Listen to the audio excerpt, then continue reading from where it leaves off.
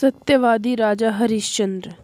प्राचीन समय की बात है। अयोध्या नगरी में हरिश्चंद्र नामक एक राजा राज्य करता था। राजा हरिश्चंद्र अयोध्या के प्रसिद्ध राजा थे जो सत्यव्रत के पुत्र थे। ये अपनी सत्यनिष्ठा के लिए अद्वितीय हैं और इसके लिए इन्होंने अनेक कष्ट सहन करे हैं। ये बहुत दिनों तक पुत्रहीन रहे, पर अंत में अपने कुलगुरु वशिष्ठ के उपदेशों से इन्होंने वरुण देव की उपासना की तो इस शर्त पर पुत्र जन्मा। हरिश्चंद्र अपने सत्य और धर्म के लिए विख्यात हैं। वे अपनी प्रजा के प्रति अत्यंत न्यायप्रिय और करुणामय थे।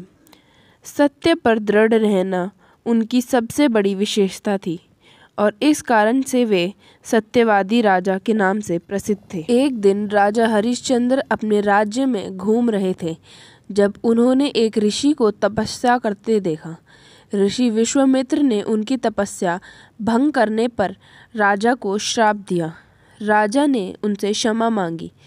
एक बार महर्षि विश्वामित्र राजा हरिश्चंद्र की परीक्षा लेने पहुँचे और उन्होंने राजा का सारा राज्य दान के रूप में मांग लिया।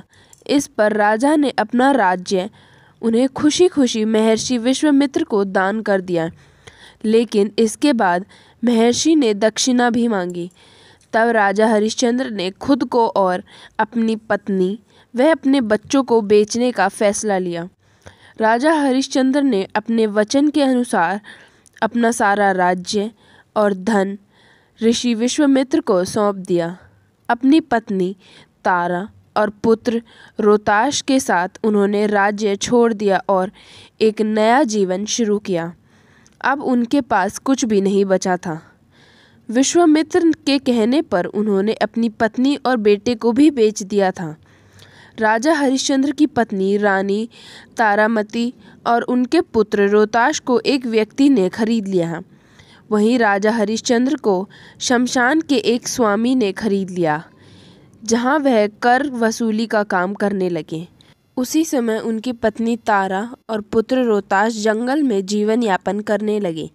एक दिन रोताश को एक सांप ने काट लिया, जिस कारण उसकी मृत्यु हो गई। तारा अपने पुत्र के शव को लेकर शमशान घाट पहुंची। शमशान घाट पर हरिश्चंद्र ही ड्यूटी पर थे। अपने ही पुत्र के शव को देखकर उनका हृदय द्रवित हो गया, लेकिन उन्होंने अपने कर्तव्य और सत्य के मार्ग पर डटे रहते हुए अपनी भावनाओं को नियंत्रित करा।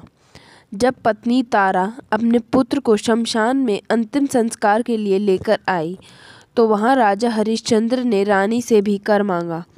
पत्नी तारा ने हरिश्चंद्र से रोहताश के अंतिम संस्कार के लिए मदद मांगी। हरिश्चंद्र ने कहा, मैं यहाँ अपना काम करने के लिए हूँ और मुझे अपना काम का कर्तव्य निभाना है। उन्होंने तारा से अंतिम संस्कार के लिए कर की मांग की। तारा के पास कुछ भी नहीं था, इसीलिए उसने अपनी साड़ी का एक हिस्सा कर के रूप में देने का प्रस्ताव रखा। हरिश्चंद्र ने इसे स्वीकार कर लिया। जैसे ही रानी तारामती ने अपनी साड़ी का एक टुकड़ा फाड़ा, तभी आसमान से एक तेज गर्जन की आवाज़ हुई और स्वयं भगवान विष्णु प्रकट हुए। भगवान विष्णु ने राजा से कहा कि हे राजन, तुम धन्य हो। ये सब तुम्हारी परीक्षा हो रही थी जिसमें तुम सफल हुए। तब भगवान विष्णु ने राजा के बेटे को भी जीवन दान दिया और उन्हें सारा राजपाट वापस लौटा दिया। साथ ही राजा को यह वरदान भी दिया कि जब भी धर्म, दान और सत्य की बात की जाएगी तो सर्वप्रथम तुम्हारा ही नाम लिया जाएगा। देवताओं ने उन्हें और उनके परिवार को पुनः अपने राज्य में लौटने का आदेश दिया है और उसकी सारी संपत्ति, वैभव और पुनः स्थापित किया। हरिश्चंद्र तारा और रोहताश के साथ जीवन जीने लगे। हरिश्चंद्र अपने राज्य वापस आए और पुनः न्याय और सत्य के मार्ग पर चलते हुए अपनी प्रजा का भला करने लगे। उनके इस सत्यनिष्ठा और धर्मपरायणता ने उन्हें अजर अमर कर दिया।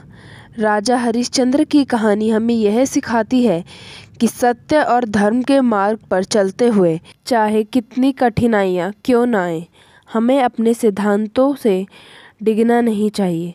सत्य की राह पर चलना कठिन होता है, लेकिन अतः सच्चाई की ही जीत होती है।